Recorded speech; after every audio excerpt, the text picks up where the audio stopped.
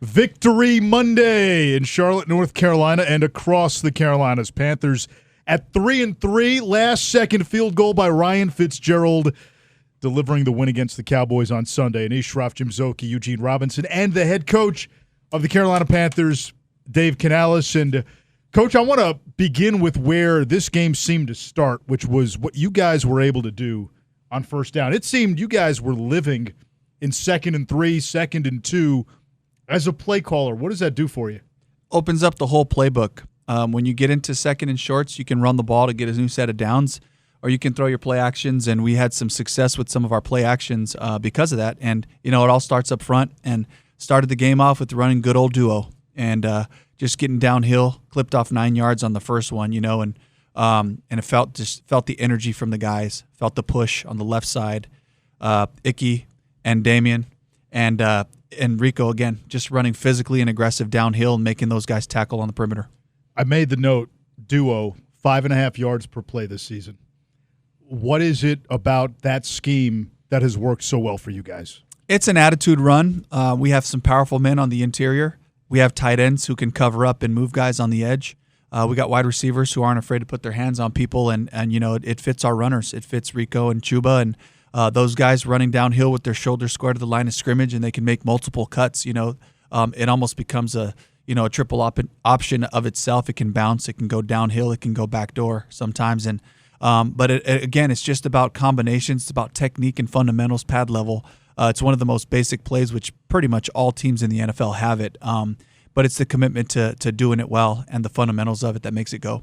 You're talking about pad level, and let's talk about it. It almost seems to me it doesn't matter what running back is back there, because the way the offensive line is gelling and moving people off the ball, whether there's an inside gap, if it's a zone stretch, it doesn't matter. They're moving people off the ball, and that's contributing to a lot of that success. Absolutely, and start off with Damian Lewis. A guy that just his confidence, his aggressiveness, his passion for the game.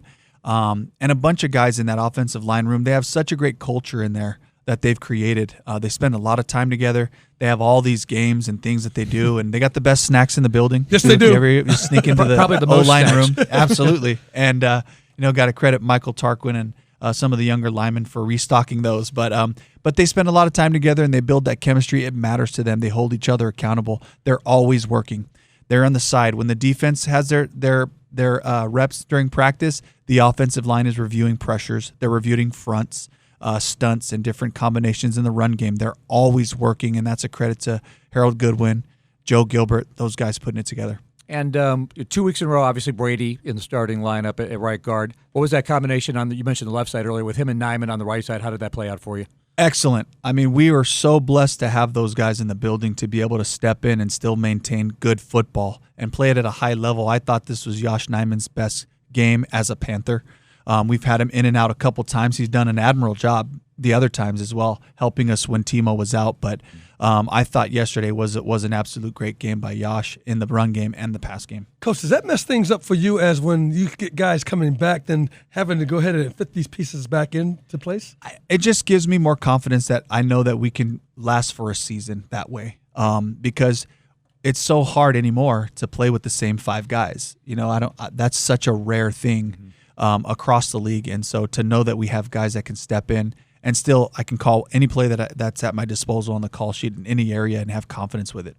All right, stay on that topic because it's sort of the elephant in the room, and it's a good problem to have, and you said it.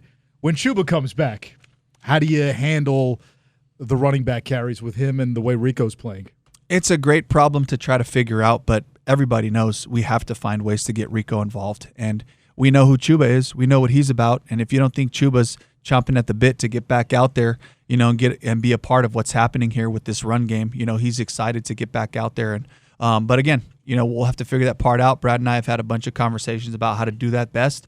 There are some examples around the league of systems where 2 backs are being really productive. So we have to kind of take a page out of their notebook and see if we can make it happen for us. I was going to say, as you know, you can take a page out of Panthers history books with Jonathan Stewart, D'Angelo Williams, Stephen Davis, Deshaun Foster. So this is legendary. There's room for another group like a duo like this, right? They just need a nickname probably is the biggest thing for that. I got Sunshine and Moonshine. How do you feel about that? No, man, that's pretty solid. Sunshine, Moonshine? Yeah. Like Caroline on my mind.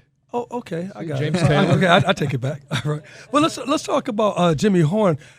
Coach, when he caught the ball on that sideline, on that, I don't know if he swing pattern. Yeah. When he accelerated up the field, I had no idea the speed that he has. I'm like, might we see him more often? Because this speed is incredible. Absolutely. He is taking the role that we've given him, and he's dominating the role. Is it perfect? No, we got things to clean up. But he certainly opens up the defense a little bit with his speed. And speaking of that burst, I'd like to see more of that burst in the field of play because he took about 4 or 5 steps out of bounds. He did, Coach. So that's the next step right there. But he certainly has given us an element in the last 2 weeks of stretching the field horizontally and vertically. So we look forward to continuing to use that. Defensively, you look at the box score of defensive stats, and you don't see big numbers from DJ Wan and Patrick Jones yesterday, but what has it meant to having those two guys back the last 2 weeks in that front seven for you guys in terms of just the rotation and just kind of really the calmness they bring to that entire defense as far as professional football goes? Absolutely, and it starts every Monday. You know, it's how they go about their work week. It's how professional they are and the example that they're setting for Nick Scorton and Princely Umanmielen. Just to watch Pat and to watch DJ work the way they do, the way they practice, the way they play physical on game day. They're getting their hands or pads on somebody and setting edges, and it's a physical style of play and accountability that I just love, and love having those guys out there and love the influence that they have on the whole group. In the beginning of the season, we talked about the edges and we talked about tackling. That was one of the issues. It seemed to be all cleared up. But one thing that you said this team is a physical team, a really physical team. Now we're seeing that really being evident that they're just destroying guys. I mean, Dallas had – if I was a running back there, I'm like, dude, don't give me the ball because these dudes are crazy right now. What are you seeing and as a team gels, taking care of the edges and getting after people? Yeah, it's commitment to each other. Again, starts with Derek Brown, the tone setter of the whole thing, and playing violently and just like the energy it requires to chase the ball consistently and making sure that everybody's doing that and tied into the back half as well with your secondary. Nick Scott had a great day running to the ball, capping off runs, putting his shoulder pads on and getting people down.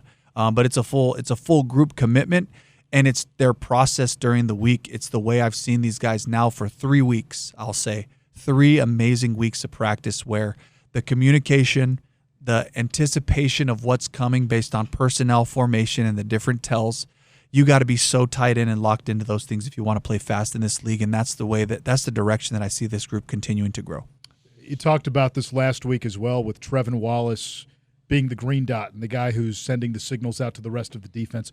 What impact has that had on the other 10 guys? Yeah, it showed up again. You know, this Trevin is a guy that's continuing to grow in confidence in our system and our schemes and getting guys lined up quickly. And it's allowed Christian Roseboom to just be the crazy, wild-haired, flying all over the place tackler that we brought in here to be. And it was a great transition. It was a great shift by Ajero to switch those guys up roles. And it gets Trevin on the field when we go dime packages and quarter packages. You keep Trevin out there and just let him be big and fast. So that was a great change that came out of our four-game self-scout, and said, hey, this is probably going to be a good shift for us, and felt like Trevin was at a good place to be able to handle it. Collectively, the last 2 weeks, Javonte Williams yesterday and then Achane the week before, and you've held these two teams to a combined 50 yards rushing the past 2 weeks. Is that more about your guys' technique and good tackling, or are you guys seeing something schematically as far as what works against the run with these other teams? It's just technique. It's just technique and commitment and discipline. We've talked about this a lot. Just having the discipline to stay in your gap, fit the run the way it's supposed to be, knock it off, and get off your block when it's time to get off your block. Block disruption. When a guy shows up, you see Trey Merrick on the perimeter. When a receiver goes to block him, he gets it. And Trey knocks him back into the run so that the run has to be bounced sideways, and then you got to have pursuit. But it's a commitment. It's a commitment to being disciplined about how you play it. And we certainly have some amazing players up front that are getting it done. On the flip side, we're noticing too, Xavier Leggett, Tedero McMillan, those guys seem very committed to blocking on the perimeter, opening holes for the running game. Yeah, it's got to be all 11. It's everybody from the outside in, and it's also the quarterback carrying out his fakes. If you carry out your fake, they don't know if it's play action or boot. You can just hold the backside a tick longer, and it allows Rico to get downhill. It'll allow Chuba to get to 3 or 4 yards before he has to make his first cut. And Coach, quickly, might we see J.C. Horn travel with the best receiver at all? I know that one of the comments I got was like, hey, man, J.C. Horn, put him on the guy Pickens. JD, put him on Pickens. So might we see him doing even more? We could. It's just that fits when you're a man-to-man team. Yes. All you got to do is put your best receiver in the slot or at number 3 in trips. And if you're not a man team, JC's not on him. So Gotcha. There's schematic limitations with what you can do unless you're just going to say, hey, we're going to play 5-man rush, cover 1, and that's not really what we do. We mix it in. But JC will find his opportunities to find the best receiver. And that was a part of it. And I got to give Dallas credit. They stayed in tempo. They just got to the ball. George Pickens was on one side. You can't flip corners in the middle of a play when you're at the line of scrimmage. So great job by Shoddy and Cowboys by game planning us and getting them into some situations right there. But I just love JC's competitiveness. He wants to go against the best. It's like that in practice. He wanted to go against Tyrone and McMillan all camp. I'm going to show this kid what's up, and we got the new guy in town. Yep. And that's the type of challenge that we want. That's the mentality we want to have. All right, last question from me. It's an important one. What was the take on Tommy Tremble's attempted high jump? It was expected. So he's got a history of he's going to hurdle. So Don't do it. He likes to go up in the air. I just tell him, just come down with that ball, please. And then the lateral play. So did Rico Dowdle call for the lateral in that moment? I think that's what I heard. Whatever it was, it can't happen again.